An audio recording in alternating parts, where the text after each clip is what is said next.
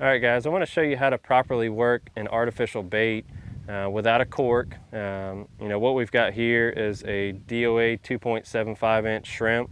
There's tons of artificial baits you can use: Z-Man, DOA, matrix shad, Berkeley gulps, all kinds of baits.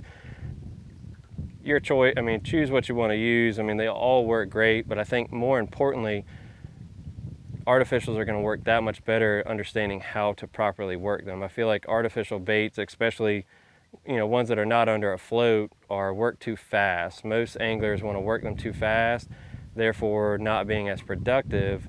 So working in the tackle shop for the last 20 years, I've heard it all. Oh, this doesn't work, this doesn't work. Sometimes what I really think it is just having the patience to work that bait. So I'm going to show you, we've got a little 1000 size twin power. It's the ultralight setup, which is perfect for throwing artificials. I've got a little 2-foot leader on it. So we're going to take this shrimp, and same thing, we're going to throw it up current, or up against the bank at an angle. I'll tell you, that's light. We've got 8-pound braid on here. That stuff casts really well for artificials. And I'll hold my rod tip up, and I'm basically letting that bait sink the entire time.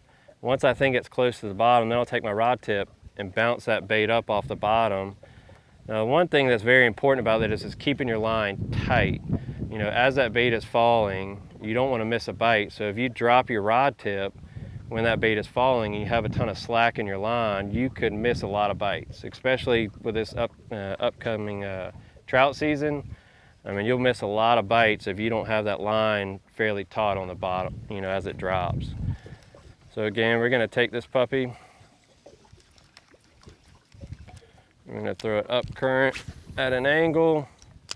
As soon as that thing hits the water, I've got my line taut. Now I've got my rod tip up at this position.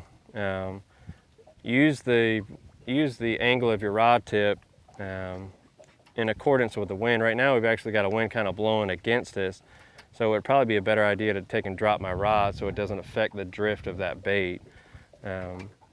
Again, I'm probably fishing in 4 feet of water, so I'm letting it sink to the bottom, twitching it up. That bait comes off the bottom, then letting it fall, maintaining a taut line basically the entire time.